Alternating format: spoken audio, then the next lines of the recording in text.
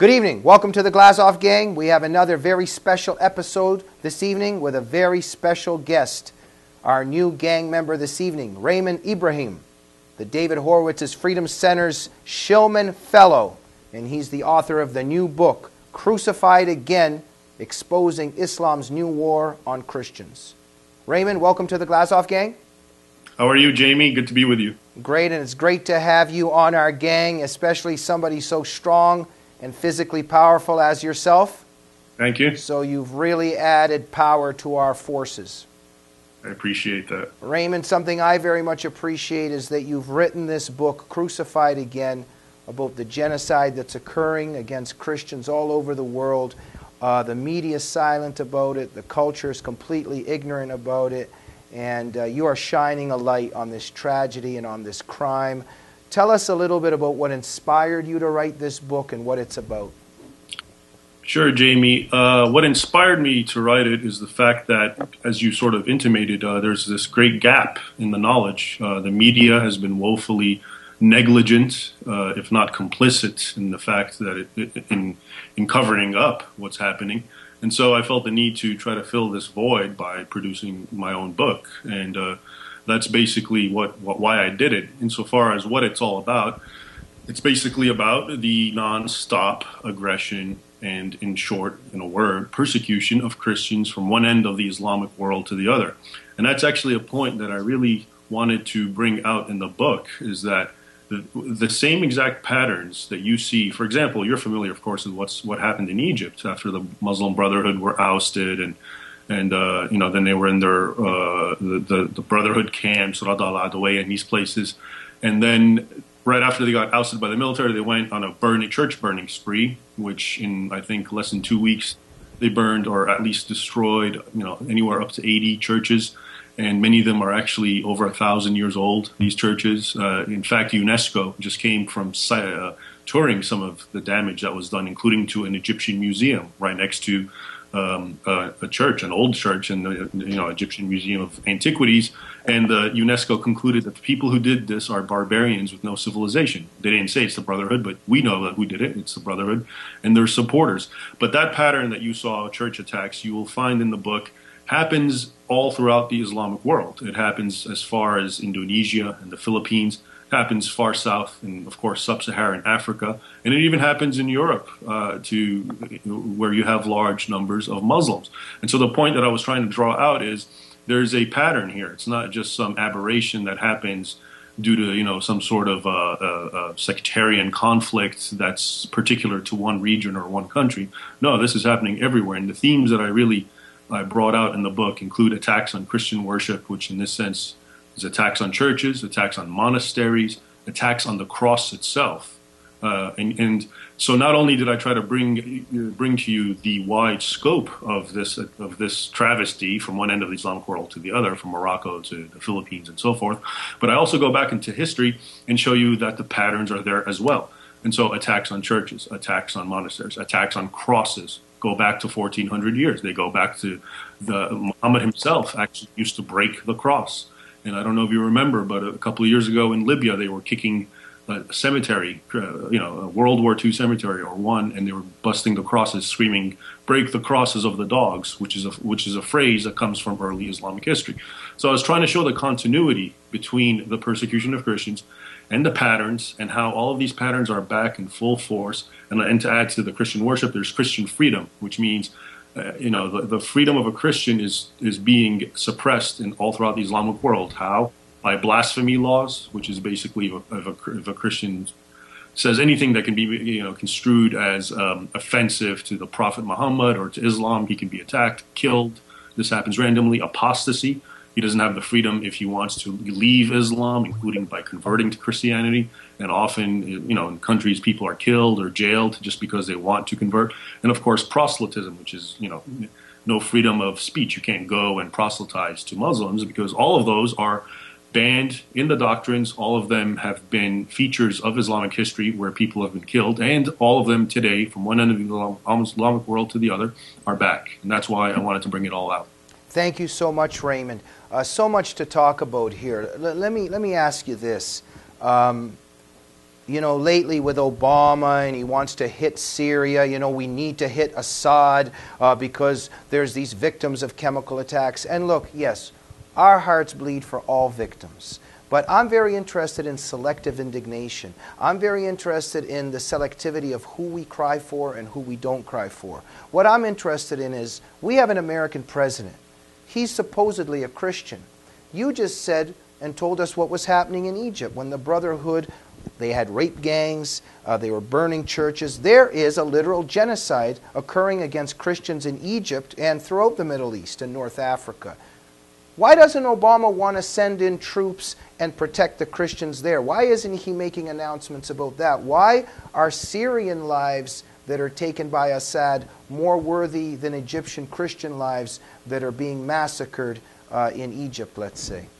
Yeah, you're absolutely right, Jamie, and you hit on a very important point, which is the sheer hypocrisy of this, call for war because of, purported use of chemical weapons, even though it depends on who you talk to, the UN, the Russians, who used it, we don't know. Indicators are that it's actually the rebels. It's even more logical because it doesn't make sense why Assad would use these the day that they're coming to visit him, as other people have pointed out. But needless to say, from one end of the Islamic world to the other, as you just said, people are being killed left and right, especially Christians. We don't hear anything. Why did he not intervene? Now, to put this in a much worse context, but a more proper one, is not only does the Obama administration not intervene to help Christians, it actually enables the persecution of Christians. And I'll just give you a quick rundown. The Obama administration is on the side of the people who are butchering Christians. Exactly. It's empowering them. So let's start from, let's start with Libya, okay? Libya, we knew Al-Qaeda was there. He helped them militarily. They got rid of the bad guy Gaddafi. We got Benghazi in return. That was the thanks for helping, and it was done on 9/11 because they wanted Americans to know this is here you go, payback for 9/11. But then what happened to there's a very small Christian community in Libya. Immediately, unprecedented in the modern era, at least I think 3 churches have been attacked in Libya just in the last year, bombed, burned. Nuns that have been in the nation since 1920, helping the poor and needy, have been attacked, evicted, thrown out. These are the groups of people that the Obama administration empowered. In Egypt, the Muslim Brotherhood, of all people, there's no secret to the Obama administration's cozy relationship with the Muslim Brotherhood and the amounts of how, from Ann Patterson and John Kerry and John McCain and going in and arguing and trying to demonize the military so they can bring back the much worse Muslim Brotherhood, who were actually persecuting the Christians. What the Muslim Brotherhood did actually when Morsi was in power was also a bit unprecedented. You didn't see the many attacks on churches that you're seeing now, but what you saw was a legalized form of persecution in the context of blasphemy that I was mentioning. And so just in the 1 year of Morsi that the U.S. was so fond of and supportive of, at least 12 Christians were attacked, beaten, thrown in jail, and received in a court of law more than double the maximum penalty.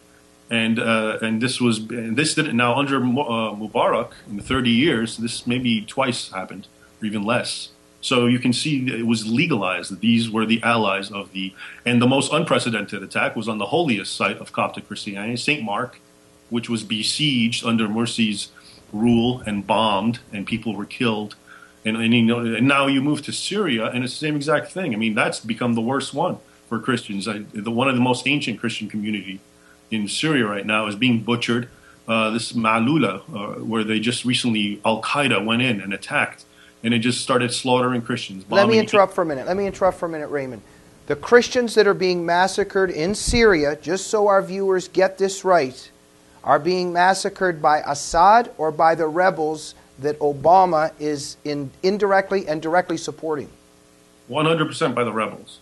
And the rebels are on record, and I've read this in reputable Arabic media, promising and vowing to the Christians of Syria, just wait until we get rid of Assad, you're all next. And so basically here's Obama talking about human rights to help us support those guys who on the ground, in reality, are telling Christians, once Obama helps us, we're going to slaughter you all. And this is what this president is doing from one end of the Islamic world to the other. And the Christians are being killed. And then, like you say, he comes up, he has the audacity to justify war in the context of human rights abuses when he himself is responsible for some of the worst against Christians. Raymond, would you say that Obama has blood on his hands in terms of the Christians that are dying from Islamic persecution in the Middle East? I would most certainly say that. And, you know, I follow Egypt very closely, in the Egypt media and people and contacts that I know there. And never has the United States been so hated by Egyptians. And let me just qualify that and say the administration. I mean, when you even see the signs that people hold, they don't attack Americans. What they say is the Obama administration.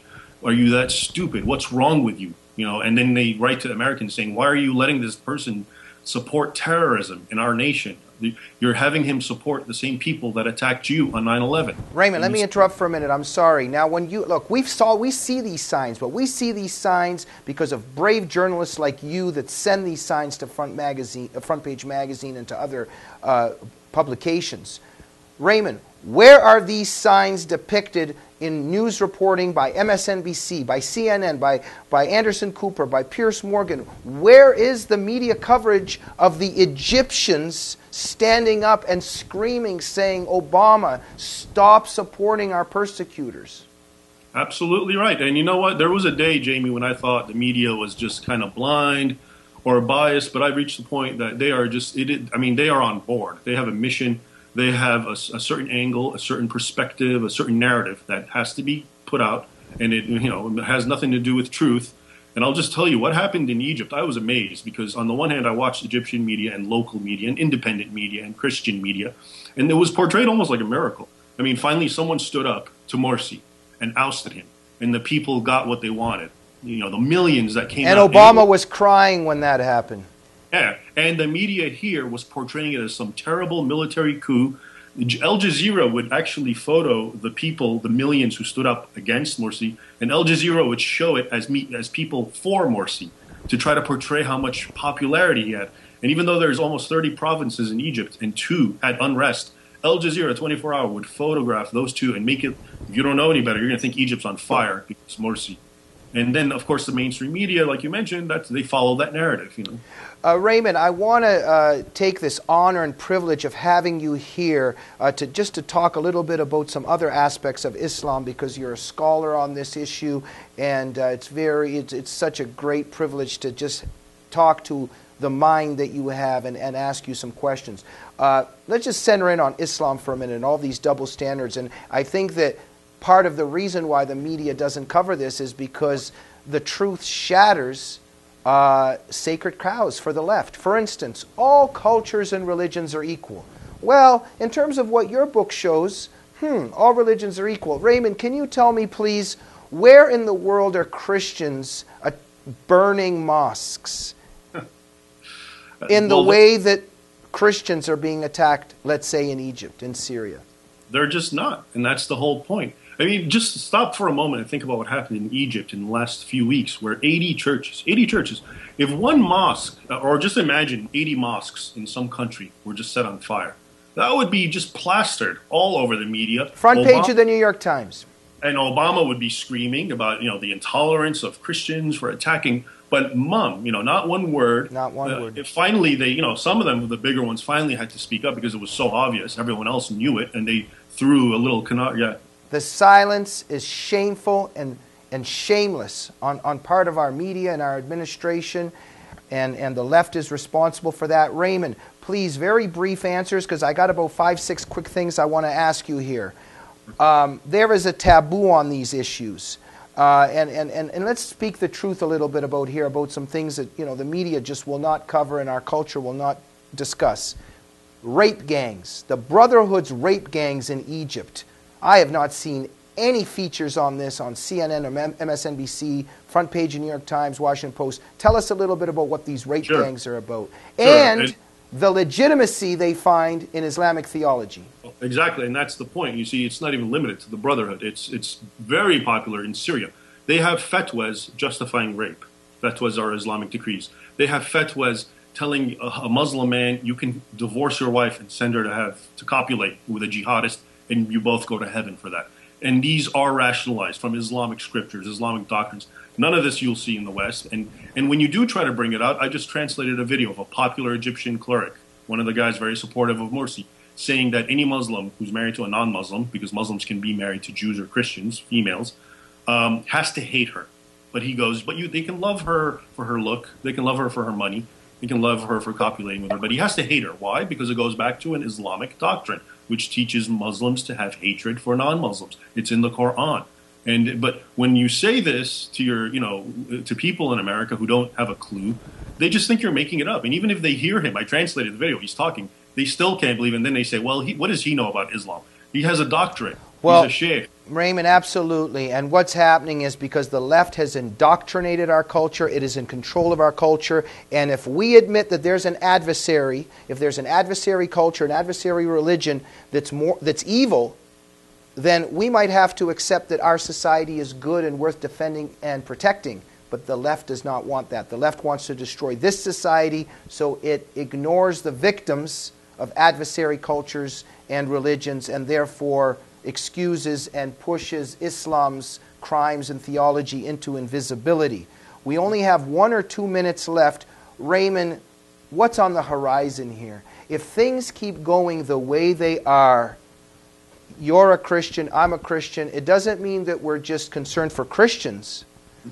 We're concerned for all humans. What's on the horizon with Islam rising and jihad rising the way it is? The trick is this, Jamie. Jihad and jihadist sentiment, beginning with Muhammad, is based on the more victories I have, the more you give in, the more I'm empowered, the more I threaten you, the more you give in, the more I have more confidence. It's a cycle, okay? It's might makes right. And so inasmuch as the West keeps, as you just said, whitewashing, saying, no, their culture is just as good as ours, if not better, and all these things, these are not taken by the jihadist mentality as, look, they're so polite, let me reciprocate. No, they're just taken at face value as, you know what, these infidels know we're better, and that just validates what we're doing, and they do it more and more and more. Yeah. There was a time, believe it or not, where all this stuff subsided about 100 years ago, during the colonial era, and it was because the West was not apologetic. But what happened then is actually Muslims sloughed off their Islamic identity and very westernized.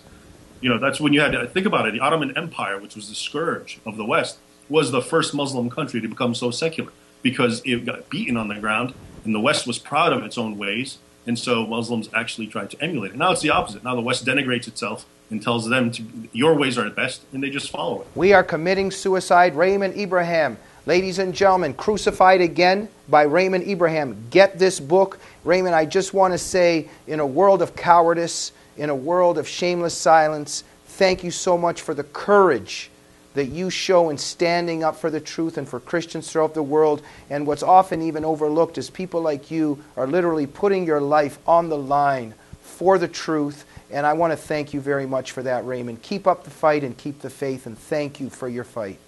Thank you very much, Jamie. I appreciate your very kind words. And you and Front Page and the Horowitz Center, of course, are doing more than your share. Thank you, Raymond, and we'll see you again soon. And we'll also see our viewers of the Glazov gang again very soon. Good night.